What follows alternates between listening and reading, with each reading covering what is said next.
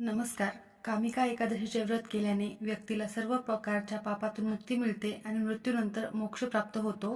तर उद्या आहे रविवार आणि उद्या आहे कामिका एकादशी.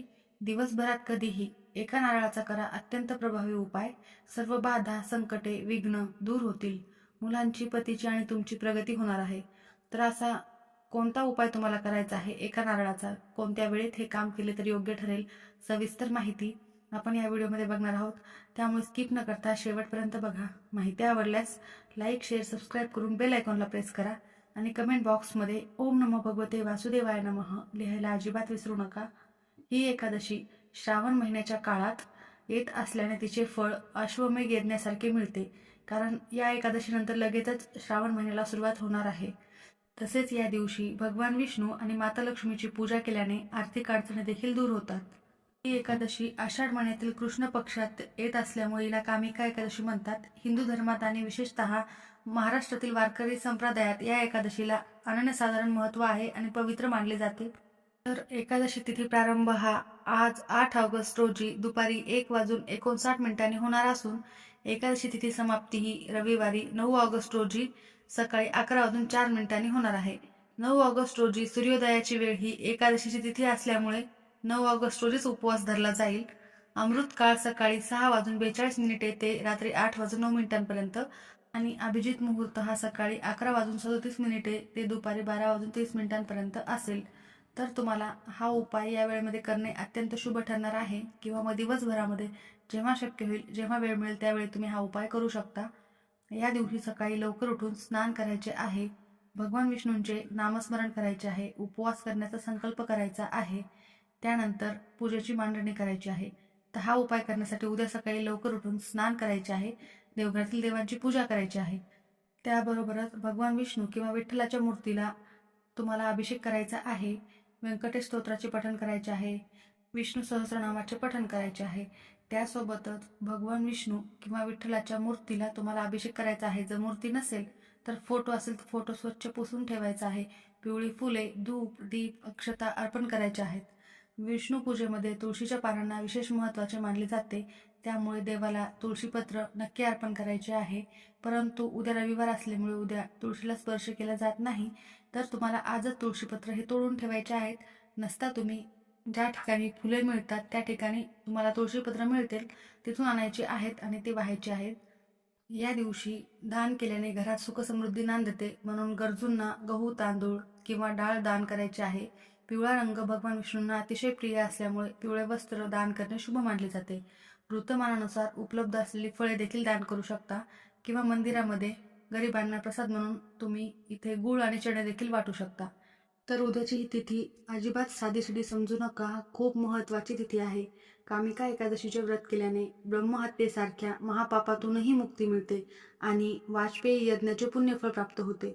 महाभारत काळात स्वतः भगवान श्रीकृष्णाने धर्मराज युधिष्ठिराला या एकादशीचे विशेष महत्त्व सांगितले होते आणि यामागे एक अत्यंत महत्त्वाची कथा देखील सांगितली होती. तर पौराणिक मान्यतेनुसार या दिवसाला का इतके महत्त्व आहे, तर पौराणिक कथेनुसार एका गावात एक पराक्रमी आणि क्रोधी क्षत्रिय राहत होता.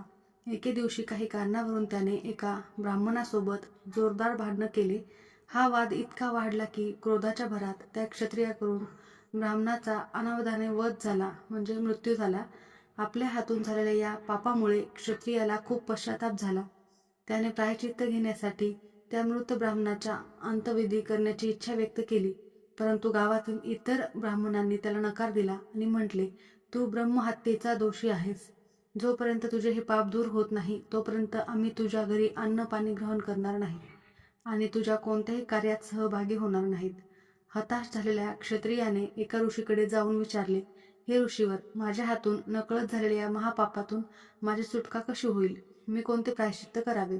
तेव्हा ऋषींनी त्यांना सांगितले की तू आषाढ म्हणजेच श्रावण महिना लागण्याआधी आषाढ महिन्यामधली कृष्ण पक्षातील कामिका एकादशीचे व्रत पूर्ण भक्तिभावाने कर. भगवान विष्णूंची पूजा करून ब्राह्मणांना भोजन दे, दान दे.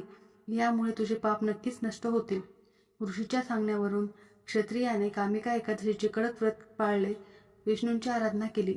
रात्री भगवंताच्या मूर्तीसमोर ध्यान करत असताना भगवान विष्णूंनी त्याला दर्शन दिले आणि म्हणाले, तुझ्या भक्तीने आणि उपवासामुळे ब्रह्महत्येच्या पापातून तू मुक्त झाला आहेस.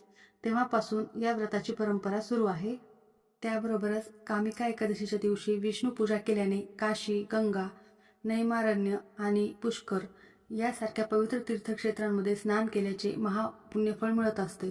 जो व्यक्ती या दिवशी श्री हरिविष्णूंची पूजा करतो त्याच्याकडून एकाच वेळी सर्व देव, गंधर्व आणि सूर्य देवतांची पूजा होते, अशी धार्मिक मान्यता आहे. या दिवशी विष्णूंना तुळशीचे पान अर्पण केल्याने सोन्या चांदीच्या दानापेक्षाही सर्वात श्रेष्ठ मानले जाते. यामुळे पितृदोष दूर होतो आणि यमराजाच्या भयापासून मुक्ती मिळते. ही एकादशी चातुर्मासाच्या सुरुवातीला येत असल्यामुळे पावसाळ्यात मनाची शुद्धी आणि आरोग्यासाठी हा उपवास करणे अत्यंत लाभदायी ठरत असतो. त्याचप्रमाणे जे लोक संसाररूपी चक्रातून आणि पापाच्या चिखलातून बाहेर पडू इच्छितात त्यांच्यासाठी कामिका एकादशी हे व्रत सर्वोत्तम मानले जाते. बघा तुम्ही, इतके सारे महत्त्व या एका दिवसाचेच असल्यामुळे तुमच्या आयुष्यात जर खूप मोठ्या समस्या असतील तर हे एक श्रीफळ तुमचे खूप मोठे काम करणार आहे. तुमच्या आयुष्यातील सर्व समस्या नष्ट करून प्रगतीचे मार्ग हे मोकळे करणार आहे. फक्त हे एक नारळ खूप महत्त्वाचे तुमच्यासाठी ठरणार आहे. तर चातुर्मास देखील सुरू आहे. भगवान विष्णू निद्रावस्थेत 4 महिन्यासाठी आहेत. शिवशंकराच्या हातात जगाचा कारभार आहे. त्यामुळे अत्यंत पवित्र हे 4 महिने आणि या 4 महिन्यात आलेली ही एकादशी खूप महत्त्वाची आहे. मंत्रोच्चार करणे, सेवा साधना करणे या दिवसाला अनन्यसाधारण महत्त्वाचे मानले जाते. याचे फळ खूप मोठे मिळते. त्याबरोबरच उद्याचा हा दिवस सर्वोत्तम असल्यामुळे हा एक प्रभावी उपाय तुमच्या आयुष्यात बदल नक्की घडून आणणार, 100% घडून आणणारच. कारण तुम्हालाही जाणवत असेल या दिवसामध्ये म्हणजेच चातुर्मास जेव्हा सुरू असतो तेव्हा सकारात्मकता जास्त प्रमाणामध्ये वातावरणात सक्रिय असते.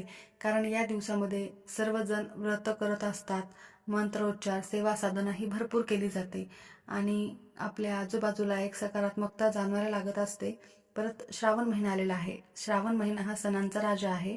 त्यामुळे या महिन्यामध्ये अनेक सण सुरू होतात. त्यामुळे तुम्हाला अत्यंत पवित्र या एकादशीला नक्की हा उपाय प्रत्येकाला आवर्जून करायचाच आहे. उद्याच्या या एकादशीला विष्णू तत्व हे जास्त प्रमाणामध्ये पृथ्वीवर असते. सकारात्मकता या पृथ्वीवर असल्यामुळे लहरी ज्या असतात सकारात्मकता, त्यामुळे आपण उपाय केला, मंत्रोच्चार करून कोणतीही साधना केली तर ती 100% फलदायी ठरते. म्हणूनच हा एक नारळाचा उपाय आपल्याला करायचा आहे. नारळ देखील श्रीफळ हे प्रत्येक कामामध्ये वापरले जाते.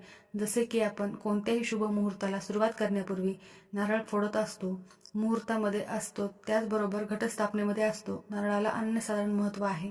एकादशीच्या दिवशी वातावरणातील या सकारात्मक लहरीमुळे आपण जे जे काही उपाय करू त्यामुळे आपले ते 100% प्रभावी ठरतात. तर या व्हिडिओमध्ये मी तुम्हाला अत्यंत सोपा असा एक उपाय सांगणार आहे. तर हा उपाय कोणत्या वेळेत करायचा आहे ते मी तुम्हाला सुरुवातीला सांगितलेले आहे. फक्त एक नारळाचा हा उपाय केल्याने तुमच्या आयुष्यात तुमच्या प्रत्येक कामामध्ये तुम्हाला यश मिळायला सुरुवात होईल. अडचणीतून मार्ग मोकळे होतील. त्याबरोबरच घरातील दरिद्रता नष्ट होऊन लक्ष्मी मातेची कृपा तुमच्या घरावर राहणार आहे आणि कायम टिकणार आहे. घराला लागलेली नजरबाधा किंवा एखाद्या शत्रूचा त्रास, कोणतेही संकटे, विघ्न वारंवार तुमच्यावर येत असतील तर ते पूर्णतः नष्ट होणार आहे. तुमच्या मनातील सर्व इच्छा देखील लवकरात लवकर पूर्ण होतील. तर हा नारळाचा उपाय कसा करायचा आहे ते आता आपण बघूयात. तर सकाळपासून संध्याकाळपर्यंत कधीही करू शकता. विशेष मुहूर्त मी तुम्हाला सुरुवातीला सांगितले त्यात केला तरी चालेल किंवा जेव्हा तुमच्यासमोर हा व्हिडिओ आला तेव्हा केला तरीही चालेल. तर श्रीफळ हे खूप महत्त्वाचे आहे, जे सुख समृद्धीचे, ऐश्वर्याचे, धनसंपत्तीचे प्रतीक मानले जाते.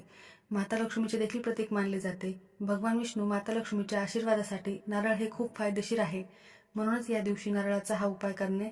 पौराणिक कथेनुसार असे म्हटले जाते की भगवान विष्णू पृथ्वीवर अवतरले होते तेव्हा त्यांनी आपल्यासोबत लक्ष्मी आणि नारळाचे झाड तसेच कामधेनू या 3 गोष्टी आणल्या होत्या आणि या गोष्टी माणसासाठी वरदान असून नारळाच्या झाडाला कल्पवृक्ष असे म्हणतात.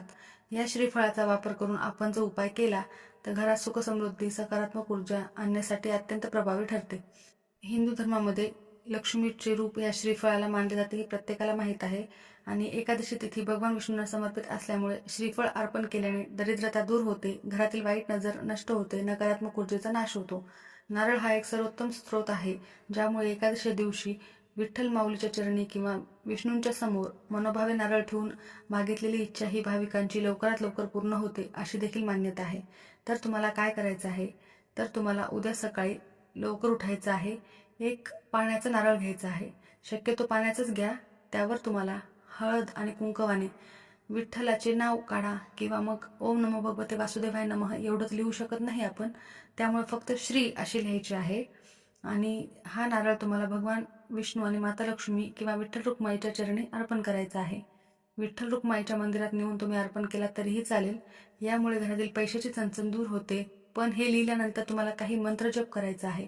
तुम्ही कमलात्मक मंत्राचा जप करू शकता किंवा ओम श्री महालक्ष्मी नमो नमः हा मंत्र जप करू शकता किंवा ओम नमो भगवते वासुदेवाय नमः हा मंत्र जप देखील करू शकता.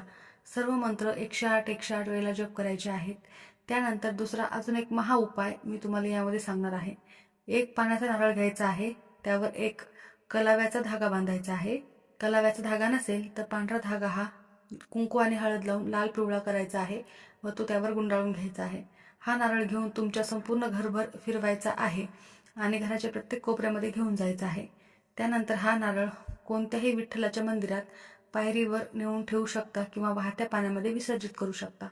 जर तुमच्या घरामध्ये क्षुल्लक कारणावरून वादविवाद भांडणे होत असतील तर ते मिटतात आणि सकारात्मकता येते, घरामध्ये शांतता राहते. त्यानंतर तिसरा अजून एक महत्त्वाचा उपाय आहे आणि चौथा एक आहे इच्छापूर्तीसाठी. तर तुम्हाला या चारीपैकी एक उपाय करण्याला एक करा, चारही केले तरीही चालेल.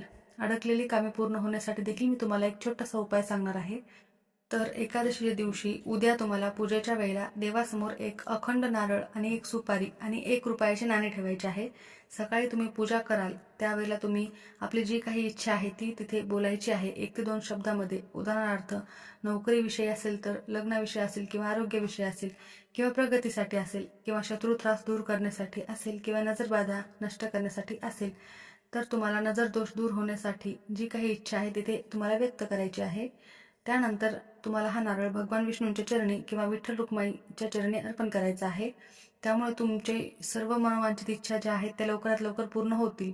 आता हा नारळ एकादशीचा उपवास सोडताना म्हणजे पारण्याच्या दिवशी मंदिरात नेऊन देवाचरणी अर्पण करायचा आहे. त्यानंतरचा छोटासा उपाय अजून एक आहे. अडकलेली कामे पूर्ण होण्यासाठी एका पिवळ्या रंगाच्या किंवा लाल रंगाच्या कपड्यामध्ये नारळ बांधायचा आहे. त्यासोबतच देवाच्या चरणाजवळ थोडीशी तुळशीची पाने घ्यायची आहे, ती देखील त्या नारळासोबत ठेवायची आहे. हा नारळ कपड्यात बांधलेला नारळ तुमच्या देवघरात किंवा मग लॉकरमध्ये ठेवायचा आहे. तर रखडलेली कामे मार्गी लागण्यासाठी किंवा कोर्ट कचेरीचे कामे असतील, प्रश्न असतील ते सुटण्यासाठी किंवा आर्थिक अडचणी असो त्या दूर होण्यासाठी, कुठल्याही समस्या असो मुळासकट नष्ट होण्यासाठी हा उपाय प्रभावी ठरणार आहे. तर हा उपाय करत असताना तुमच्या कुलदेवीचे किंवा कुलदेवताचे नामस्मरण तुम्हाला करायचे आहे. ते सर्वोत्तम ठरेल. किंवा कोणतेही मंत्र, विठ्ठलाचा मंत्र म्हणा किंवा मग विष्णूंचा मंत्र म्हटलं तरी चालेल. कुलदेवतेचेच नामस्मरण करणे हे खूप महत्त्वाचे ठरते. कारण कुळाचे रक्षण करणारे फक्त आपले कुलदैवत हे असते. आपल्याला पुढे नेण्यासाठी कार्यरत असते. त्यामुळे तुम्हाला जितकी जास्तीत जास्त सेवा कुलदेवाची, कुलदैवतेची करणे शक्य झाले तीच करावी. ते अत्यंत शुभ ठरेल आणि फायदेशीर ठरेल. अजून एक नारळाचा मुख्य उपाय जो आहे त्याच्याकडे आपण वळूयात.